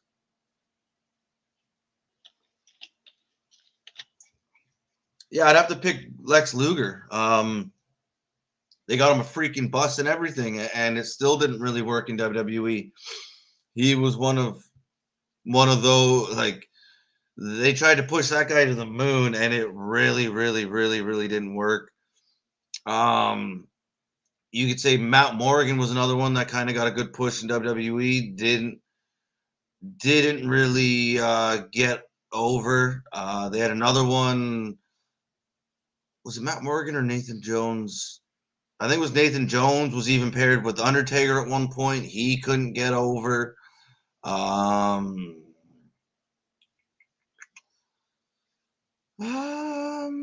Yeah, that's kind of. Nikki ASH was over for a minute, and that got all ruined. Chris, I honestly think Bray is debuting in Slammiversary. I don't know why I'm saying that, but it makes sense. Alexis, I think you said that earlier. I think I cut myself off when we were talking about it. When he first got released, I said I thought it would be. Excuse me there, Chris. So yeah, I think I was saying I thought it would be pretty cool to see what it would be like with him in Impact because of the Sami Callihan, the Broken Universe stuff, the kind of supernatural things that they do, the dark stuff they do, the Rosemary, the Abysses. Like, they've done some pretty cool stuff with the dark characters, and I think it was intriguing to me to see what they could do with him. I don't think they can afford him. I don't know if it would be the right place for him to go. If you really want to make a big, big deal of you debuting, it would have to be at the pay-per-view, obviously, because it's live. But at this point, all this time, as much as I hate to say it, like, I don't, for some reason, him and AEW, I don't like the sound of it. Now, I'm sure they are very smart, and he's very smart, and they can figure out a way to, like, make it work but it just, I don't know. I just don't, there's something about him going to AEW that I just don't seem to like. I think I have to see it before I make a judgment on it. Like, I'm not sure how it's going to go if he goes to AEW. Where Impact, I think they'll completely just be like, here, do your thing, and let him make movies pretty much, right? Like, yeah, I don't know. I think at this point, though, it's a better chance he'll end up in WWE than. Do I want to say that out loud?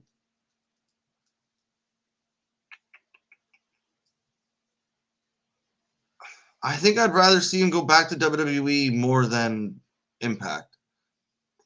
Somehow, some way, and just make it work and just somehow let it work. Like, let him be free, but let him still do it under the WWE way. But, like, I don't know if that's possible, or if I just sound crazy for thinking they could make it work, because we've seen it how many times of them just ruining it.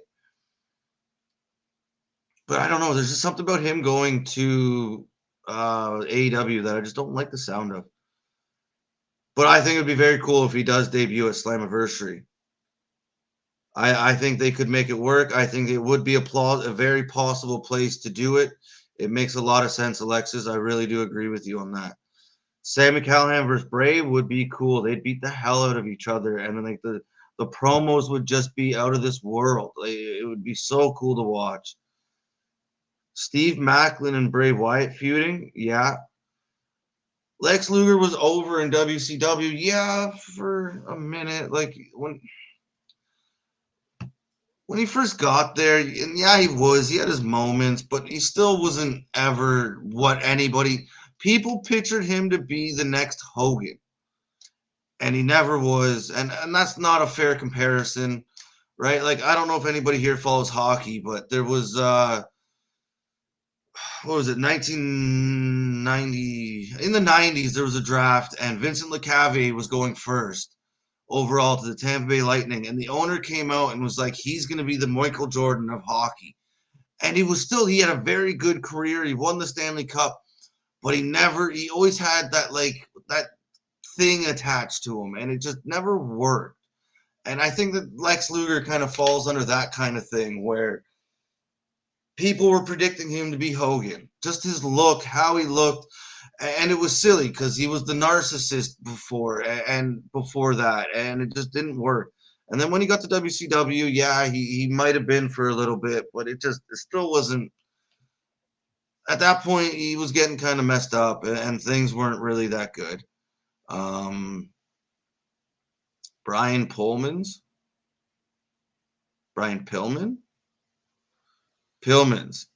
He was over. I like Brian Pillman. His son still has some work to do. Lord Tensai, yeah, there's one. He had his moments, but it was kind of a weird gimmick, because you'd seen him as Prince Albert and some of the other stuff he did before it. But yeah, I don't know. He never did any of his characters really like get over. He had moments. He had tag teams like with Test and right. He was with Trish at one point, and yeah, I don't know if he was just kind of one of your mid card, maybe lower to mid card guys, maybe come up and down a little bit, but yeah, that'd be one. I think there's speaking of mid card. Oh, never mind. I thought I seen Val Venus there for a second, but nope, I'm wrong. Eyes playing tricks on me. I don't like the sound of Bray Wyatt in AEW. I think it would last a half a month. Yeah, I don't know what it is. I'm not sure how it would work. I don't know. And even New Japan, I thought about that. I'm not too sure about that one either.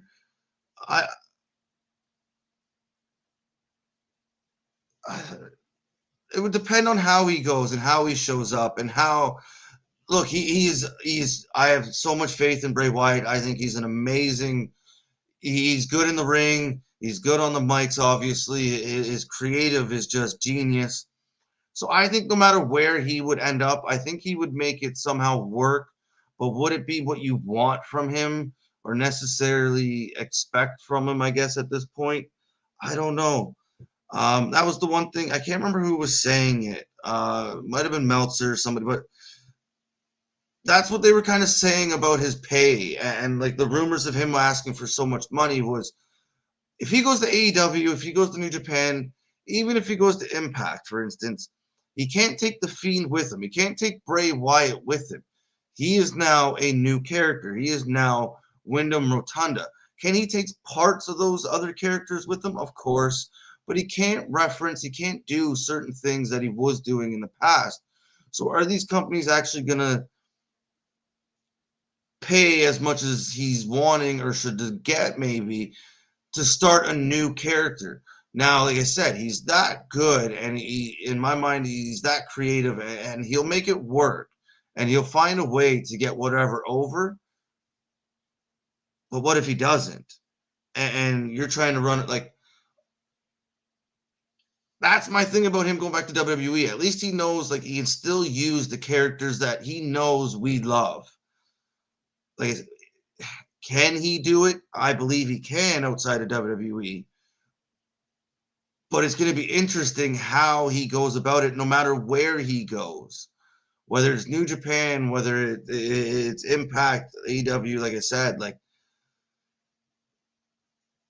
how does he do this? And sorry, I know we've been ignoring this match, kind of. Honor No More is in control.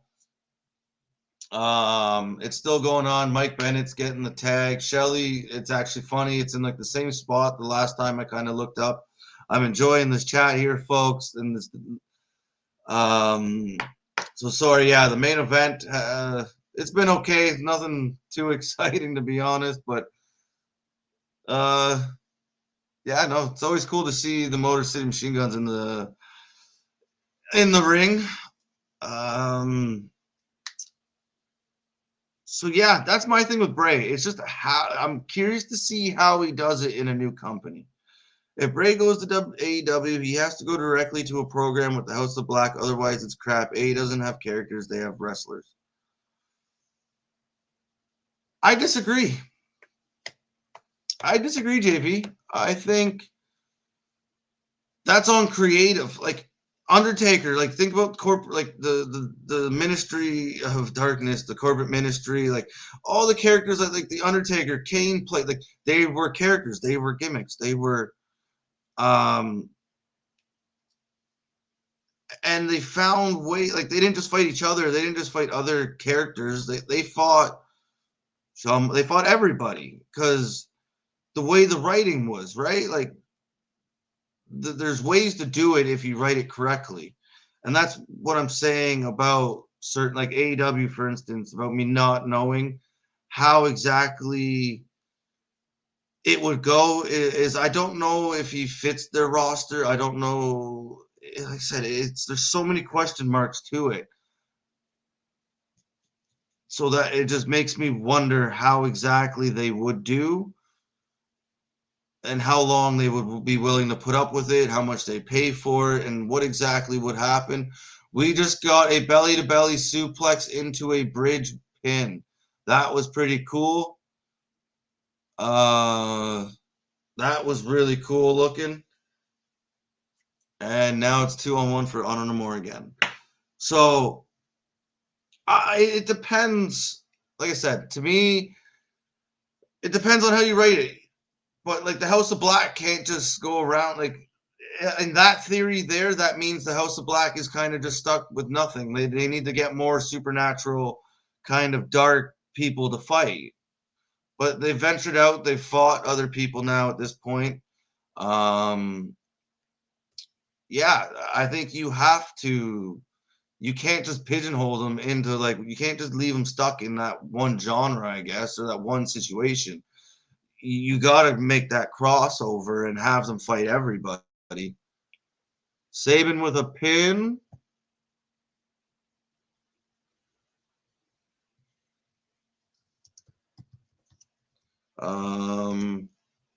And now he has Eddie Edwards on his shoulder. Mike Bennett is running in.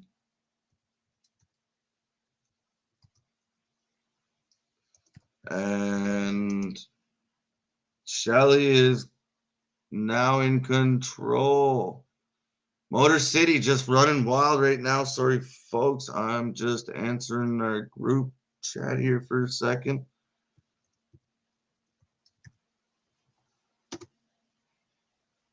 There we go. Now I'm back. That's not true. Gene Abaddon and him with Darby Allin would be great. With Bray Wyatt, I don't see Darby. Holy moly. Was that Taven? Who was that? That was some hang time. Takes out the originals of Impact. Oh, Mike Bennett grabs, I think that's Kazarian. Kind of far away from my TV, so sometimes it's hard to see the faces. And depending on, yeah, that was definitely Taven who just jumped over the rope, took them all out. That was pretty cool. You got some hang time on that. Abaddon, yes. Allen, no. Or Darby Allin, no. I think it's been KJ, or I think we've all kind of had a mutual agreement on this. If Bray shows up somewhere, I think he's showing up with people, not just himself. I think he's definitely bringing somebody. Whether it's Bo Dallas, Redbeard, whoever else you can think of.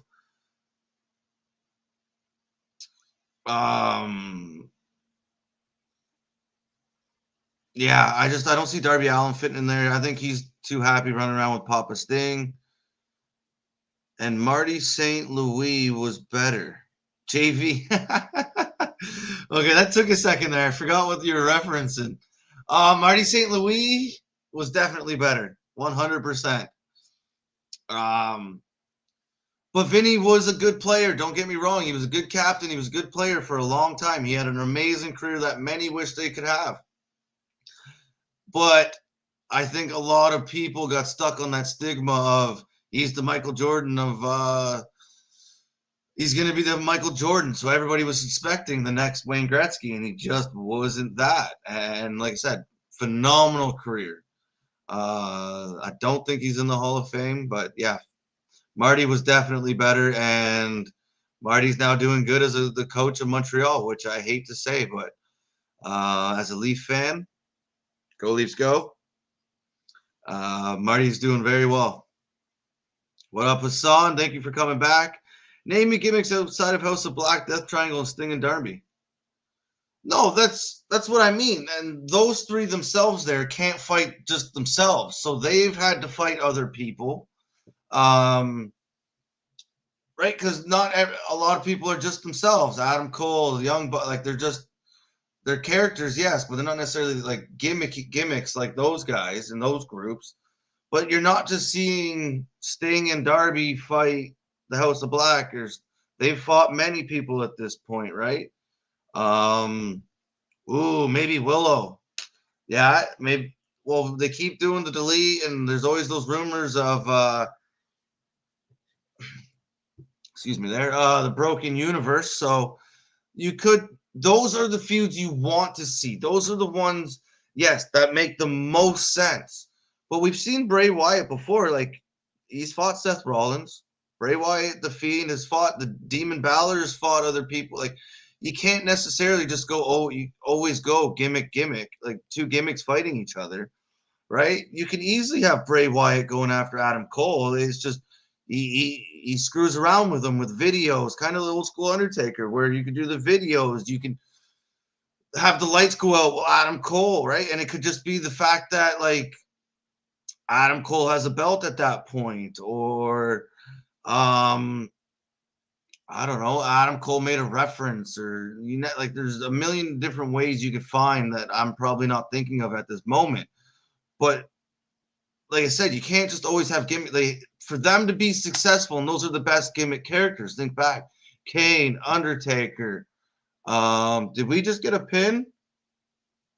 Sorry, folks. Yes, Honor No More takes the pin. The match was okay. It wasn't. It was pretty good near the end. It was pretty exciting. The OGs are now getting attacked. Sorry, I'm gonna get back to the gimmick thing in a minute. I'm guessing somebody's coming out to maybe join the OGs. And here comes Heath. Heath has got a chair. He is getting into the ring and now getting beat up by Honor No More. Does he count as an OG? Or is this just the case of you don't have anything else going on, let's throw you in? Big fan. I like Heath, and that was a big kick. I think he's another one. I think he got injured for a little bit there. I know he got injured there for a little bit. But he had good momentum, and he got himself in a lot better shape once he left WWE, and he just threw a chair off Eddie Edwards' head. Oh, there you go, Sling Blade. But I don't know if I count him as an OG of Impact. But now, is he going to get this off? He's got the chair around Eddie Edwards' ankle. Oh, security's coming out now. Oh, that's not security.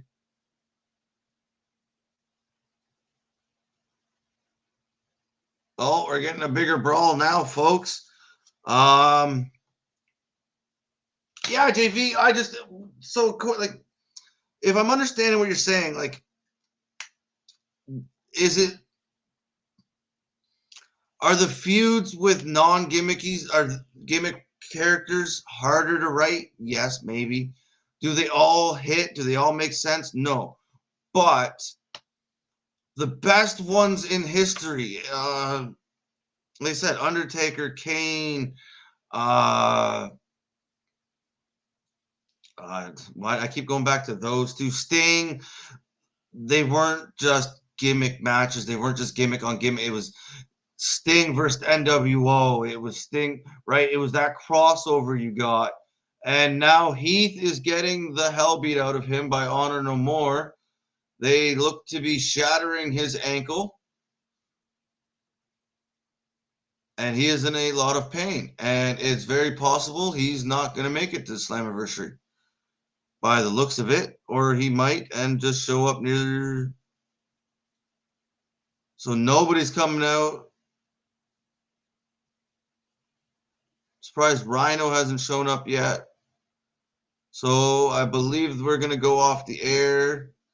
Yes, the NWO was a gimmick themselves, JV, but the people in it necessarily weren't. You still had Kevin Nash, Scott Hall, right? Like the Hogan, obviously. And that is it for Impact, folks. Let me know your ratings in the comments, what you thought of the show. So, yeah, no, like I'm saying, for the best gimmicks to get over like that, you have to cross over. You can't just stay in the one little spot. You got to cross over. And it's been proven in history. The ones that kind of get stuck and that's kind of,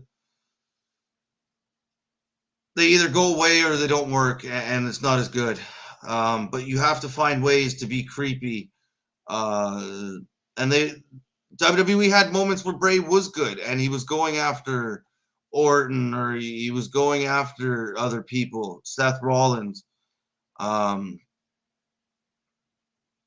that's my thought on that. Hassan Terrell says, wow. Yes, wow.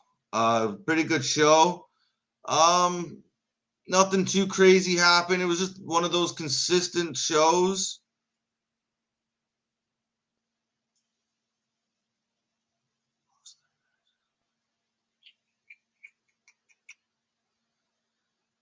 A lot of them were, but not all of them.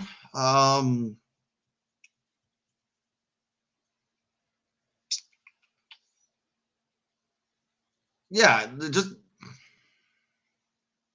how do yeah, you're not wrong. They did have a lot of gimmick matches, but not all of them.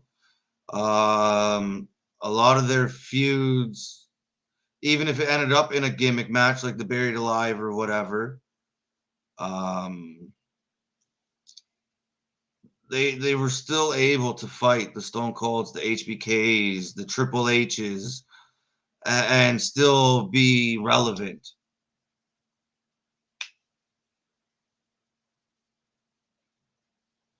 Not always. Not always. Sometimes it was them, the bigger star in the feuds. So, 1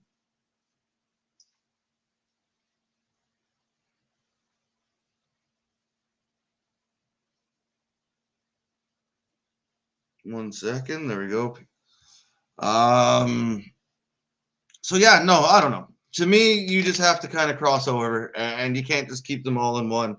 If you do that, they lose their luster, they lose their specialness, and yeah, you kind of have to.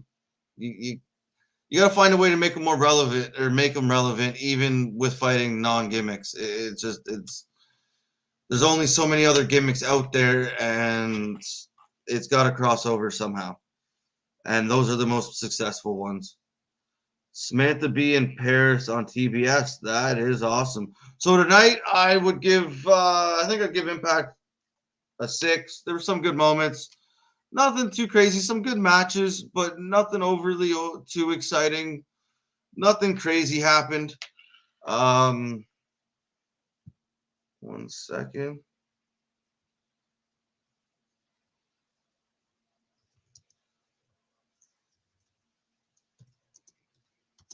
So yes, folks, I am gonna wind down. That was a fun 2 hours. Thank you for being here. It's been a blast, JV. I love the conversations, the little debates we're having. That was a lot of fun. Alexis, Hassan, I can go on and on and on. Thank you to everyone for being here. It's been a blast, and remember, we are the Wrasslin for Life Network. Like, subscribe, hit the bell, because you never know when we're gonna be on and what's gonna be coming out. I know we got podcasts, we got watch parties every day. We're here all the time, and oh, sorry, throat got a little dry there. So yeah, no, just like I said, hit the bell. You never know what's gonna happen, when we're gonna be here, when we feel like jumping on, and what we're gonna be covering. So, like I said, thank you for being here. I hope you liked Impact tonight, and I hope everybody has a good night. We will see you tomorrow for Rampage and SmackDown and Rampage. Rampage is at its normal time. So, yeah, I hope to see everybody come back tomorrow, and we'll catch you on the flip side.